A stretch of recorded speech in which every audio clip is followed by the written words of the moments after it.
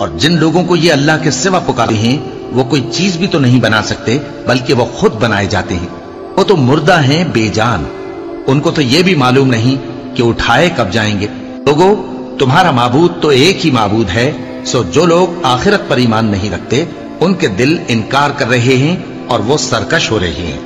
یہ جو کچھ چھپاتے ہیں اور جو ظاہر کرتے ہیں اللہ ضرور اس کو جانتا ہے، وہ سرکشوں کو ہرگز پسند نہیں کرتا.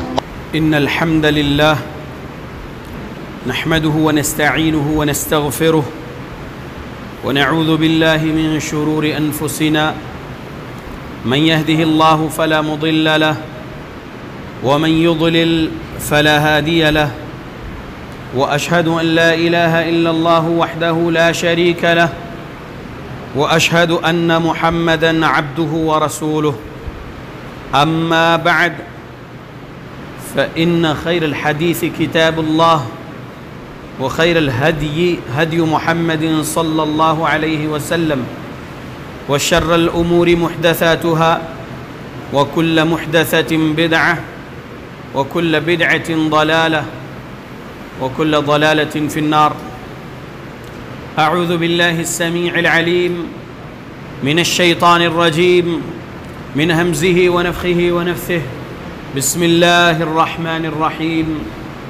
قاف والقرآن المجيد بل عجبوا أن جاءهم منذر منهم فقال الكافرون هذا شيء عجيب أإذا متنا وكنا ترابا ذلك رجع بعيد قد علمنا ما تنقص الأرض منهم وعندنا كتاب حفيظ بل كذبوا بالحق لما جاءهم فهم في أمر مريج أفلم ينظروا إلى السماء فوقهم كيف بنيناها وزيناها وما لها من فروج والأرض مددناها وألقينا فيها رواسي وأنبتنا فيها من كل زوج بهيج تبصرة وذكرى لكل عبد منيب ونزلنا من السماء ماء مباركا فأنبتنا به جنات وحب الحصيد والنخل باسقات لها طلع نضيد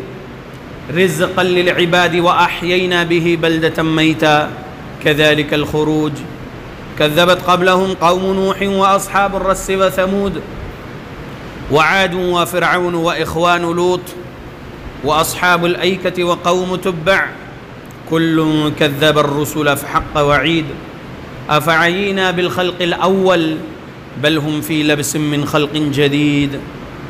يا معاشر المسلمين قال سبحانه وتعالى إن الله لا يغير ما بقوم حتى يغيروا ما بأنفسهم رب اشرح لي صدري ويسر لي أمري واحلل عقدة من لساني يفقه قولي سبحانك لا علم لنا إلا ما علمتنا إنك أنت العليم الحكيم إن العزة لله جميعا هو السميع العليم.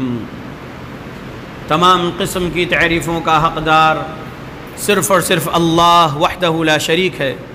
میں تعریف کرتا ہوں اس اللہ کی جس نے ساری کائنات کو 6 ایام میں بنا کر اپنے آپ کو عرش پہ مستوی کیا اور اس اللہ کا عرش 7 آسمانوں کے اوپر ہے. پڑھتا ہوں میں درود اور آپ سب بھی پڑھیں درود اللہ کے آخری نبی آخری رسول محمد صلی اللہ علیہ وسلم پر جس رحمت للعالمین پر درود پڑھنے کا حکم دیا ہے اللہ رب العالمین نے. اللہم صلی علی محمد وعلی آل محمد کما صلیت علی ابراہیم وعلی آل ابراہیم انک حمید مجید. اللہم بارک علی محمد وعلی آل محمد کما بارکت علی ابراہیم وعلی آل ابراہیم انک حمید مجید. سامعین، آج 21 مئی 2021 کو یہاں مسجد بلال میں ہمارے خطبہ جمعہ کا عنوان ہے ایک صوفی سے درگاہ کے مسئلے میں مناظرہ. ایک صوفی سے درگاہ جائز ہے یا ناجائز ہے بنانا، اس مسئلے میں ایک مناظرہ ہوا تھا ہمارا. وہ مناظرے کو آپ کے سامنے سنا دینا چاہتا ہوں تاکہ آپ لوگ وہ دلائل یاد کر لیں. کبھی آپ کے ساتھ ایسا واقعہ پیش آئے تو آپ یہ دلائل اس بندے کو سنا سکتے ہیں اور اس کو سچی توبہ کرنے کی ترغیب دلا سکتے ہیں انشاءاللہ. دلائل سنیے.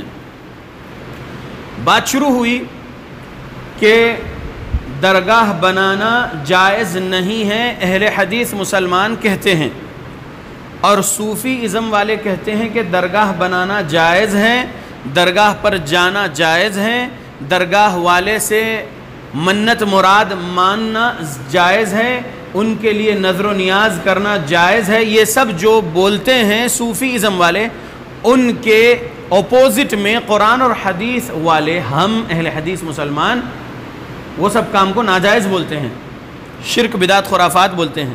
تو اس کے لیے دلائل بتانا ہے.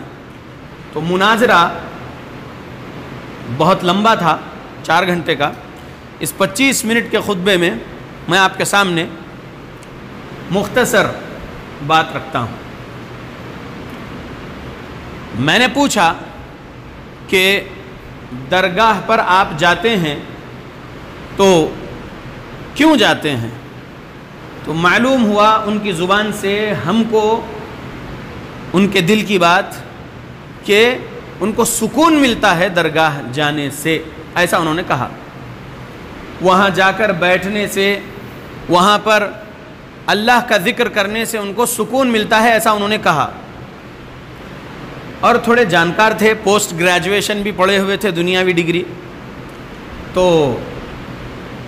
انہوں نے جب یہ بولے تو میں نے کہا کہ رب نے کہا سورہ 13 آیت 28، سورہ رعد ہے سورہ 13، قرآن مجید میں 114 سورے ہیں، اس میں سورہ نمبر 13 آیت نمبر 28، الذین آمنوا، جو لوگ ایمان لائے، وَتَطْمَئِنُّ قُلُوبُهُمْ بِذِكْرِ اللَّهِ، اور ان کے دل اطمینان حاصل کرتے ہیں اللہ کے ذکر سے.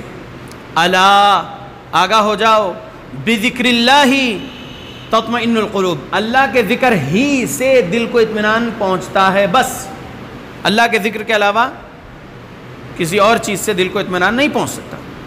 اب اللہ کا ذکر بندہ مسجد میں کرے یا اپنے گھر پہ کرے یا اپنی دکان میں کرے یا بازار میں چلتے ہوئے کرے یا جہاز میں بیٹھے ہوئے کرے یا پانی کے جہاز میں بیٹھے ہوئے کرے یا ٹرین میں بیٹھے ہوئے کرے یا کار میں بیٹھے ہوئے، بس میں بیٹھے ہوئے، بائک پہ بیٹھے ہوئے، کہیں بھی ہو بندہ، بیٹھا ہوا ہو، کھڑا ہوا ہو، چل رہا ہو، دوڑ رہا ہو، وہ اللہ کا ذکر کر رہا ہے، کر سکتا ہے، اور اللہ رب العالمین اس کو اطمینان دیں گے. لیکن شرط کیا ہے یہاں پر؟ الذین آمنوا، پہلی شرط، جو لوگ ایمان لائے ہیں. ایمان سے مراد کیا ہے؟ ایمان سے مراد پیارے نبی صلی اللہ علیہ وسلم اور صحابہ کے بارے میں جو رب نے کہا، آمن الرسول، ایمان لائے خود رسول، ایمان لائے خود محمد رسول اللہ صلی اللہ علیہ وسلم. آمن الرسول، کس چیز پر ایمان لائے رسول؟ اللہ کہتا ہے آگے، بما انزل الیہ من ربہ، جو نازل ہوا ان کے طرف ان کے رب کے جانب سے. آمن الرسول بما انزل الیہ من ربہ. آگے ہے والمؤمنون، اور صحابہ رضی اللہ عنہم بھی ایمان لائے. مومنون صحابہ ہے، ہم مسلمین ہیں، ہم تمام جو ہے فی الوقت 1442 ہجری میں ہم لوگ مسلم ہیں. کون اس دور میں مومن ہے وہ اللہ جانتا ہے.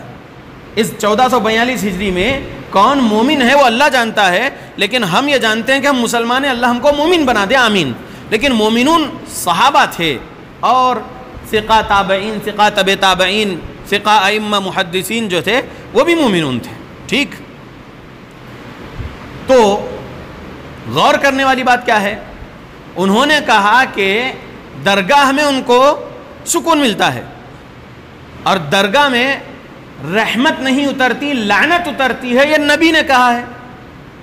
یہ کیسی بات بول رہے ہیں بھائی؟ تو جواب یہ ہے کہ محمد رسول اللہ صلی اللہ علیہ وسلم کے حدیث، اور یہ حدیث صحیح بخاری میں، کہاں ہے یہ حدیث؟ 435 نمبر کی حدیث ہے صحیح بخاری میں. غور سے سنیے حدیث. ان عائشہ وعبد اللہ بن عباس قال لما نزل برسول اللہ صلی اللہ علیہ وسلم طفق يطرح خميصة له على وجهه غور کرو الفاظ پر، اور یہ وقت پر بھی غور کرو کہ کیا وقت ہے پیارے نبی پر۔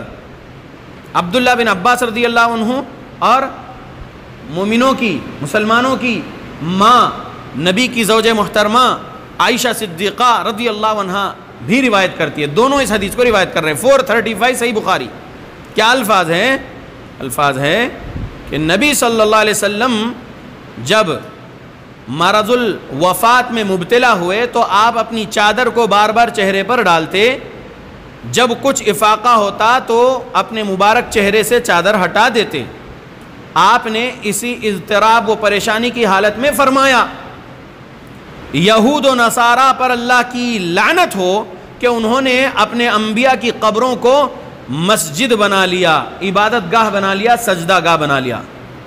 لعنت اللہ، الفاظ نبی ہے یہ، لعنت اللہ علی الیہود والنصارى اتخذوا قبور انبیائہم مساجدہ۔ قبور قبر کی جمع، قبور انبیائہم، یہود و نصارہ نے ان کے نبیوں کی قبروں کو مساجدہ، مسجد بنا لیے تھے، عبادت گاہ، سجدہ کرنے کی جگہ بنا لیے تھے۔ تو نبی کس وقت لعنت کر رہے ہیں؟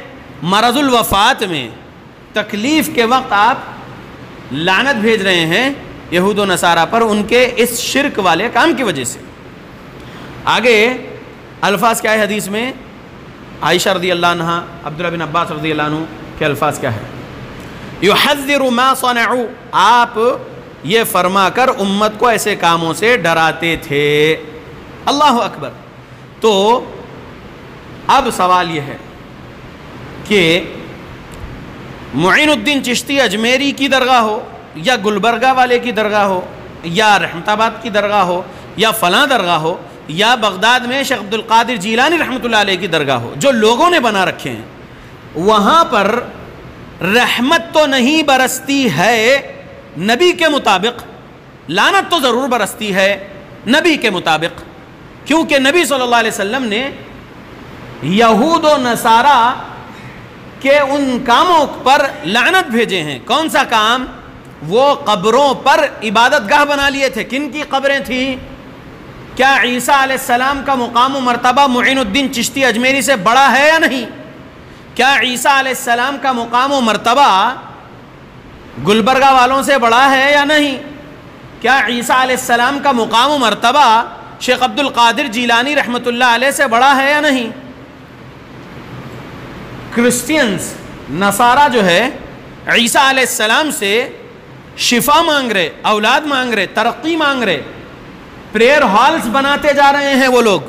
گھومیے ذرا تلنگانہ صوبے میں، اپنے اسٹیٹ میں، اور اطراف آندھر پردیش میں بھی جائیے اور کرناٹک جائیے، دیکھیے گاؤں گاؤں میں بڑے بڑے چرچز بنا رہے، بڑے بڑے پریئر ہال بنا رہے۔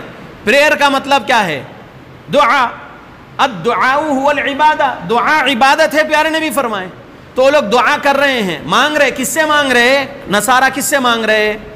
عیسیٰ علیہ السلام سے مانگ رہے۔ تو عیسیٰ علیہ السلام کا مقام و مرتبہ بڑا ہے یا شیخ عبد القادر جیلانی رحمۃ اللہ علیہ کا مقام و مرتبہ بڑا ہے؟ شیخ عبد القادر جیلانی رحمۃ اللہ علیہ سے جو لوگ شفا مانگ رہے، اولاد مانگ رہے، ترقی مانگ رہے، جو کچھ مانگ رہے، نصارہ سے ان کو اگر کمپیئر کرے تو نصارہ شیخ عبد القادر جیلانی رحمۃ اللہ علیہ سے بڑے مرتبے والے آدمی، بڑے مرتبے والے انسان عیسیٰ علیہ السلام سے مانگ رہے۔ تو جب کرسچینز مشرک ہو رہے ہیں تو پھر یہ شیخ عبد القادر جیلانی رحمۃ اللہ علیہ سے شفا اور اولاد اور بہت کچھ مانگنے والے مشرک نہیں ہوں گے؟ نعوذ باللہ۔ سوال ہے تو یہ سوال پیدا کریے اپنے ان رشتہ داروں کے دماغ میں، دل میں، اپنے ان پڑوسیوں کے دماغ و دل میں یہ سوال پیدا کریے کہ جب کرسچینز عیسیٰ علیہ السلام سے شفا اور اولاد اور ترقی مانگ کر مشرک ہو سکتے ہیں تو شیخ عبد القادر جیلانی رحمۃ اللہ علیہ سے مانگ کر یہ سو کالڈ سنی مسلمز مشرک نہیں ہوں گے؟ نعوذ باللہ۔ سوال ہے، نیند سے جگائیے رشتہ داروں کو، پڑوسیوں کو، دوستوں کو جو یہ شرک والے کاموں میں ہیں۔ ٹھیک، اب جب میں نے یہ بات بولا، جب میں نے یہ بات سنایا تو عجیب و غریب ان کی بات تھی۔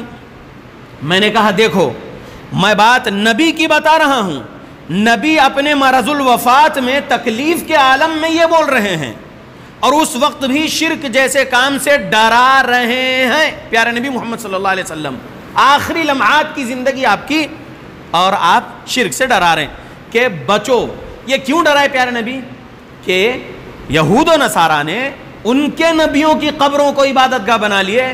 میری امت میری قبر کو عبادت گاہ نہیں بنانا، اس لیے آپ مرض الوفات میں یہ ڈرا رہے ہیں. اللہ اکبر. اور صحابہ نبی کے ایک ایک بات کو، ایک ایک عمل کو بہت زیادہ غور سے سنتے، غور سے دیکھتے تھے اور اس کو حفظ بھی کرتے تھے اور لکھ کے بھی رکھتے تھے. وہ حدیثیں آج 1442 ہجری میں ہم آپ کے سامنے پڑھ کے سنا رہے ہیں. صحیح بخاری. اب جو صحیح بخاری جماعت اہل حدیث والے کے پاس ہے وہی صحیح بخاری درگاہ والے جو بریلوی سو کالڈ سنی ہیں ان کے پاس بھی ہوگی. کھولو صحیح بخاری حدیث نمبر 435 436 437 پڑھ لو. کیا ہے؟ نبی کے الفاظ ہے. امی عائشہ رضی اللہ عنہ اور اہل بیت میں سے دوسرے عبداللہ بن عباس رضی اللہ عنہ نے بیان کیے. دیکھ لو بات، اہل بیت نے حدیث سنائے ہیں. ٹھیک ہے. اب قبروں کو عبادت گاہ نہیں بنانا ہے. کن کی قبروں کو بھائی؟ انبیاء کی قبروں کو. تو انبیاء سے بڑھ کر کوئی نہیں ہے نا. تو انبیاء کے بعد والے لوگوں کی قبروں کو عبادت گاہ بنا سکتے کیا؟ نہیں بنا سکتے. اب جس کی قبر پر جو عمارت بنائی گئی اور اس کو درگاہ بول کر ڈکلیئر کیا گیا یا مزار شریف کہہ کر ڈکلیئر کیا گیا یا خانقاہ کہہ کر ڈکلیئر کیا گیا، ایسا بنانا کہیں قرآن و حدیث سے ملتا کیا؟ اگر ملتا ہوتا تو پھر وہ دلیل دیواروں پر بہت گولڈن لیٹرز میں لکھ کے لگا سکتے تھے یہ درگاہ بنانے والے، خانقاہ بنانے والے، کہ دیکھو فلاں آیت سے یہ ثبوت ملا خانقاہ بنانے کا، درگاہ بنانے کا، مزار شریف بنانے کا. نعوذ باللہ. ہو سکتا تھا نا، لیکن ہے نہیں. تو قیاسی باتیں بہت ساری رہتے ہیں. سب سے پہلے جس نے قیاس کیا تھا اللہ کی مخلوق میں اس کا نام ہے ابلیس. سب سے پہلے جس نے قیاس کیا تھا کہ خلقتنی من نار و خلقتہ من طین، کہا تھا نا ابلیس نے رب سے جنت میں وہاں پر کہ اے اللہ تو نے مجھے آگ سے بنایا اور اس آدم کو تو نے مٹی سے بنایا. لیکن رب زیادہ جانتا تھا کہ کس کا مقام کتنا بلند. اور ابلیس کو اللہ نے آگ سے نہیں بنایا، نار السموم ہے، آگ کی لو سے بنایا اللہ رب العالمین نے، آگ سے نہیں. نار السموم. اللہ نے یہ نہیں کہا کہ وَخَلَقَ الْجَانَّ مِن نار، ایسا نہیں کہا اللہ نے. اللہ نے کہا وَخَلَقَ الْجَانَّ مِن مَارِجٍ مِن نار. مارج یعنی لو، آگ کی لو سے اللہ نے بنایا اس کو. آگ بڑی چیز ہے، لو چھوٹی چیز ہے، سمجھیے. اور مقام آدم اس ابلیس سے بہت بڑا، مقام آدم فرشتوں سے بھی بہت بڑا. اس لیے تو رب نے حکم دیا تھا سجدوں کو اور فرشتوں نے سجدہ کیے. لیکن یہ ابو الجان یعنی جنوں کا باپ ابلیس نے سجدہ نہیں کیا تھا.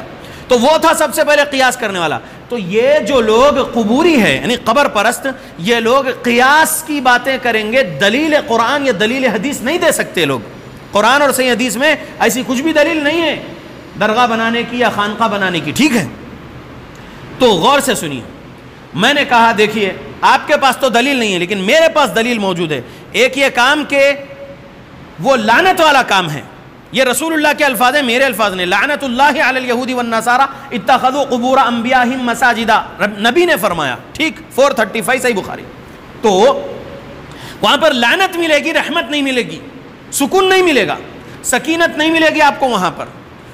اگر آپ یہ کہتے ہو کہ آپ کو فلاں درگاہ میں، فلاں خانقاہ میں، فلاں مزار کے پاس آپ کو سکون ملتا ہے، تو کوئی یہ کہہ سکتا ہے کہ مجھے فلاں مندر میں یا فلاں اور عبادت گاہ جو لوگوں نے بنا رکھے ہیں دوسرے مذہب والوں نے ان کو وہاں سکون ملتا ہے. تو کیا مطلب کیا ہوگا پھر؟ نعوذ باللہ. کیا وہ سچ میں سچے معبود ہیں جن کے عبادت گاہ بنا کر لوگ وہاں پر جا کر عبادت کر کے سکون حاصل کرنے کی نیت سے جا رہے؟ نعوذ باللہ وہ باطل معبود ہے. وہ الہ جو بنا رکھے ہیں وہ الہ صحیح الہ نہیں ہے، وہ الہ حق الہ نہیں ہے. اگر معبود برحق کوئی ہے تو صرف اللہ ہے. پہلے آپ انکار کر رہے ہیں آپ کے کلمے میں لا الہ. وہ جتنے الہ بنا رکھے ہیں، جیزس کو پکارنا یعنی عیسیٰ علیہ السلام کو پکارنا، کیا ہوا؟ وہ ان کو الہ بنا رکھے ہیں نا کرسچن، ان کی عبادت ہو رہی نا. تو اب لا الہ کہہ رہے ہیں تو نہیں عبادت کروں گا میں عیسیٰ علیہ السلام کی، اور میں بس عبادت کروں گا صرف اللہ کی، آپ بول رہے ہیں لا الہ الا اللہ بول رہے تھے. تو اسی طریقے سے آپ الہ مطلب سمجھو تمام لوگ جو شرک میں ہیں، تھوڑے ہی لوگ جو توحید و سنت والے ہیں، وہ اس بات پر غور و فکر کرنا کہ جو بہت سارے تمام لوگ، اکثر لوگ شرک والے ہیں، وہ الہ کا مطلب نہیں سمجھے ہیں، اس وجہ سے وہ شرک کر رہے ہیں، اور وہاں پر ان کو رحمت نہیں ملے گی. اگر ان کو وہاں سے اولاد مل رہی تو وہاں سے نہیں مل رہی. ان کا عقیدہ ہے کہ ان کو اس مندر یا اس چرچ یا اس گرودوارے یا اس درگاہ سے اولاد ملی، نعوذ باللہ. اولاد تو اللہ ہی دے رہا ہے، انہوں اس کو ذریعہ بنا رکھے ہیں، اس لیے وہاں سے ان کو یہ مل رہا ہے، ایسا وہ سمجھ رہے ہیں، اور وہ شرک ہو رہا ہے. اب میں نے دوسری دلیل کیا سنایا؟ صحیح مسلم سے سنایا. غور کرنے والی بات کیا ہے؟ اب یہاں پر دیکھیے، غور کریے قبر کے بارے میں رسول اللہ صلی اللہ علیہ وسلم نے کیا فرمایا تھا. 2243 صحیح مسلم. کیا ہے حدیث؟ حدیث یہ ہے، ابو الحیاج اسدی رحمت اللہ علیہ تابعی ہے، وہ روایت کرتے ہیں کہ علی رضی اللہ عنہ، کون ہے علی رضی اللہ عنہ؟ علی رضی اللہ عنہ اہل بیت میں سے ہے نا، رسول اللہ صلی اللہ علیہ وسلم کے سگے چچیرے بھائی ہیں، رسول اللہ صلی اللہ علیہ وسلم کے داماد ہے، رسول اللہ صلی اللہ علیہ وسلم کے بیٹی فاطمہ رضی اللہ عنہ کے شوہر ہے نا علی رضی اللہ عنہ، مسلمانوں کے چوتھے خلیفہ ہے نا علی رضی اللہ عنہ. علی رضی اللہ عنہ کیا بول رہے؟ غور سے سنو. یہ میں جو ہے بتایا تھا اس ڈیبیٹ میں، وہ آپ کے سامنے دلیل بتا رہا ہوں. 2243 صحیح مسلم. علی رضی اللہ عنہ نے ابو الحیاج اسدی کو بولے، کیا میں تم کو اس مہم پر روانہ نہ کروں جس مہم پر، جس کام پر پیارے نبی نے مجھے روانہ کیے تھے؟ کیا ہے وہ کام؟ تو بولے کہ اللہ تدع تمثالا الا طمسته ولا قبرا مشرفا الا سویته. وہ یہ ہے کہ تم کسی تصویر یا مجسمے کو نہ چھوڑنا مگر اسے مٹا دینا، اور کسی بلند قبر کو نہ چھوڑنا مگر اسے زمین کے برابر کر دینا. اللہ اکبر. اب میرا سوال ہے، 2243 صحیح مسلم پیش کر دیا کہ نبی نے علی رضی اللہ عنہ کو کام پر لگائے تھے، قبروں کو زمین سے اٹھاوا، اگر بلند دیکھو تو اس کو زمین کے برابر کر دو. تو مطلب کیا ہوا کہ قبروں کو اونچی نہیں بنانا ہے. یہاں تو لوگ قبروں کو اونچی بھی بنا رہے اور اینٹ سے دیوار بھی اٹھا رہے، ٹائلز بھی لگا رہے، اس کے بعد عمارت بھی اس کے اوپر بنا کے درگاہ یا خانقاہ یا مزار بول کے ڈکلیئر کر رہے ہیں. علی رضی اللہ عنہ اہل بیت میں سے ہے نا. اور یہ جو سو کالڈ سید ہے، سو کالڈ سید بولوں گا میں، انڈیا میں رہنے والے، پاکستان میں رہنے والے اور بنگلہ دیش میں رہنے والے سو کالڈ سید، اگر یہ سچ میں انڈیا، پاکستان، بنگلہ دیش وغیرہ کے سید اپنے آپ کو جو بول رہے ہیں، یا اور دنیا میں کسی بھی ملک کے سید اپنے آپ کو بول رہے ہیں، تو ان کا شجرہ جا کر رکنا علی تک رضی اللہ عنہ، وہ اگر اپنا شجرہ روک رہے علی تک اور رسول اللہ صلی اللہ علیہ وسلم تک، تو سمجھیں گے کہ وہ پیور سید ہیں. اگر انہوں ان کا شجرہ لے جا کر نہیں بتا رہے ہیں حسن حسین رضی اللہ عنہ تک اور پھر اوپر علی اور رسول اللہ تک، تو پھر ہم ان کو سید نہیں مان سکتے. تو بات کیا ہے کہ یہ سو کالڈ سید لوگ نہیں، ہمارا سلسلہ ہے، یہ ہمارے دادا پیر گزرے، پردادا پیر گزرے، ہم انہی کے نسل سے ہے، لہذا ہم ہی اس درگاہ کے جو ہے مجاور بنے رہیں گے وغیرہ. یہ کاروبار ہے نا. تو کہنا یہ ہے نبی کے گزر جانے کے بعد علی رضی اللہ عنہ مجاور بن کے بیٹھے کیا پیارے نبی کی قبر پر. علی رضی اللہ عنہ کے گزر جانے کے بعد حسن حسین رضی اللہ عنہما مجاور بن کے بیٹھے کیا علی رضی اللہ عنہ اور نبی کی قبر کے پاس. اور وہ مجاوری کا سلسلہ ان کے پاس مین ہونا چاہیے، جو آج بنا رکھے ان کے پاس مین ہونا چاہیے. اصلی سید تو وہ لوگ ہیں، تو وہ سیدوں کا اگر کام ہوتا تو وہ وہاں سے شروع ہوتا. یہ سو کالڈ سید بنا رکھے ہیں، اللہ ہدایت دے. تو 2243 صحیح مسلم سے کیا سبق ملا کہ جائز نہیں ہے درگاہ بنانا. 2243 سے ملا نا، زمین کے برابر کر دینا ہے قبر. ٹھیک، آگے بات دوسرے خطبے میں آئے گی. اللہ سے دعا کرتا ہوں اللہ ہم مسلمانوں کو قرآن و حدیث پڑھنے کی توفیق دے، قرآن و حدیث کو سلف صالحین کے مطابق سمجھ کر عمل کرنے کی توفیق دے ہماری موت تک. آمین.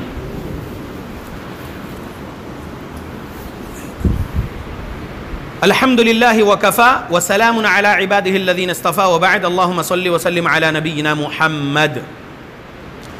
اللہ کے بندو، 2243 صحیح مسلم آپ کو پہلے خطبے میں سنا چکا. اب 2245 سنا رہا ہوں، غور سے سنیے. 2245 صحیح مسلم. اس حدیث کے اوپر امام مسلم رحمۃ اللہ علیہ نے جو باب باندھے وہ باب بھی سن لیجئے. باب النہی عن تجسیس القبر والبناء علیہ. ترجمہ: قبر کو چونا لگانے اور اس پر عمارت بنانے کی ممانعت. حدیث جابر رضی اللہ عنہ سے روایت ہے کہ انہوں نے کہا رسول اللہ صلی اللہ علیہ وسلم نے اس بات سے منع فرمایا کہ قبر کو چونا لگایا جائے اور اس پر بیٹھا جائے اور اس پر عمارت بنائی جائے. اللہ اکبر، کتنی بڑی بات ہے. اب درگاہ بنانے والوں کو ہم دلیل پوچھ رہے ہیں تو وہ دلیل تو دے نہیں سکتے، قیامت تک نہیں دے سکتے، لیکن درگاہ نہیں بنانے کے ہم دلیل دے دیے. 2243 صحیح مسلم، 2245 صحیح مسلم. کیا ہے؟ یہ ہے کہ نبی صلی اللہ علیہ وسلم نے منع کیے ہیں قبر پر چونا نہیں لگانا. بولے نبی، قبر پر چونا نہیں لگانا بولے پیارے نبی، اور قبر پر عمارت نہیں بنانا بولے پیارے نبی، اور قبر پر بیٹھنا نہیں بولے پیارے نبی محمد صلی اللہ علیہ وسلم. تو اب جو درگاہ، خانقاہ یا مزار وغیرہ جو بنا کر یہ جو کاروبار چلا رہے ہیں، ان سے آپ یہ دلیل سنانا ہے کہ دیکھیے آپ تو دلیل نہیں دے سکتے قبر پر درگاہ بنانے کی. انبیاء کی قبر، اولیاء کی قبر یا عام انسان کی قبر پر کوئی عمارت نہیں بنانا ہے. ہم دلیل دے دیے 2245 صحیح مسلم سے، یہ پیارے نبی کا فرمان ہے. اب بحث شروع ہوئی. یہ ہٹاؤ کتاب، سعودیوں کی لکھی ہوئی کتاب. نعوذ باللہ، نعوذ باللہ. اب جب جواب نہیں دے سکے تو کیا کریں؟ یہ ہٹاؤ سعودیوں کی لکھی ہوئی کتاب. یہ کیا بکواس ہے؟ اصل یہ سعودی تھے جو جنت البقیع کے تمام مزاروں کو جو ہے بلڈوزر سے برابر کر دیے. نہ تو تھا سسٹم، تھا مزارات بنانے کا، اس کے اوپر عمارت بنانے کا سسٹم تھا، لیکن یہ سعودیوں نے جو ہے بلڈوزر چلا کے جنت البقیع سے یا جنت المالا سے اور دوسرے مقامات سعودی عرب میں جہاں کہیں بھی صحابہ وغیرہ کی قبریں ہوں تو وہاں پر سے قبروں پر بلڈوزر چلا کے قبر کو زمین کے برابر کر دیے. یہ سعودیوں کی حرکت تھی، یہ ایسا کچھ بھی نہیں ہے اسلام میں. یہ ایسی بحث شروع ہوئی. اب دیکھیے، اب اس کو سعودی کی بات بول رہے ہیں نعوذ باللہ، جبکہ ہم بتا رہے ہیں کہ یہ حدیث رسول ہے. تو اب کیا سمجھانا؟ دیکھو جو صحیح مسلم کتاب ہے نا، یہ سعودیوں نے نہیں لکھے، یہ انڈینز پاکستانیوں نے نہیں لکھے. آج کے دور میں 204 ہجری میں پیدا ہوئے امام مسلم رحمۃ اللہ علیہ، 261 ہجری میں ان کا انتقال ہوا اور یہ 1442 ہجری چل رہا. آج سے 1250 سال پہلے کے امام ہیں امام مسلم رحمۃ اللہ علیہ. ٹھیک ہے، اور امام مسلم رحمۃ اللہ علیہ نے ان کی سند سے اس حدیث کو اپنی کتاب میں درج کیے. اب سند کس کو بولتے ہیں وہ سنیے. سند کیا ہے؟ سند یہ ہے 2245 صحیح مسلم کی ایک حدیث کی سند بتاتا ہوں. سند اس کو بولتے ہیں، حدیث کی سند. امام مسلم لکھتے ہیں حدثنا ابو بکر بن ابی شیبہ. ابو بکر بن ابی شیبہ امام بخاری کے بھی استاد ہیں، امام مسلم کے بھی استاد ہیں. ٹھیک، جس کی مصنف ہے، مصنف ابن ابی شیبہ سنتے ہیں نا. ہاں، تو کہتے ہیں امام مسلم رحمۃ اللہ علیہ حدثنا، یہ حدیث ہم سے بیان کیے کون؟ ابو بکر بن ابی شیبہ. حدثنا حفص بن غیاث عن ابن جریج عن ابی الزبیر عن جابر. اللہ اکبر. اب انگلیاں کھولو، ہتھیلی کے انگلیاں کھولو. اب دیکھو پہلا نام کس کا؟ جابر رضی اللہ عنہ کا، صحابی رسول، نبی سے حدیث سنے. دوسرا نام کس کا؟ ابو زبیر کا. جابر رضی اللہ عنہ کے پاس آ کر یہ حدیث کون سنے؟ ابو زبیر نام کے ایک تابعی سنے. ٹھیک ہے، پھر ابو زبیر سے کون سنے؟ ابن جریج نے حدیث سنے. ابن جریج سے حدیث کون سنے؟ حفص بن غیاث نے حدیث سنے. حفص بن غیاث سے حدیث کس نے سنے؟ ابو بکر بن ابی شیبہ نے حدیث سنے. ہو گئے 5 انگلیاں. 5 انگلی کھولو بولا، 5 انگلی بند کر لیا آپ، 5 نام سنا دیا. پھر ایک بار جابر رضی اللہ عنہ نبی کے صحابی نے حدیث سنے اور اپنے شاگرد ابو زبیر کو حدیث سنائے. ابو زبیر نے ان کے ساتھی ابن جریج کو حدیث سنائے. ابن جریج نے ان کے ساتھی حفص بن غیاث کو حدیث سنائے. حفص بن غیاث نے اپنے ساتھی ابو بکر بن ابی شیبہ کو حدیث سنائے. 5 نام ہو گئے. 6ویں نمبر پہ امام مسلم رحمۃ اللہ علیہ نے اس حدیث کو نقل کر دیا اپنی صحیح مسلم میں. تو امام مسلم سے صحابی کے بیچ 5 آدمی ہو رہے ہیں.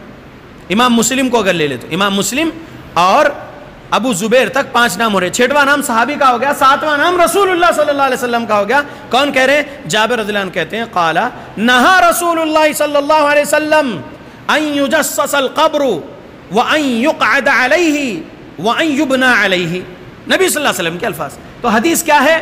حدیث یہ ہے کہ نبی نے فرمایا. کیا فرمائے؟ وہ الفاظ, یہ حدیث ہوا.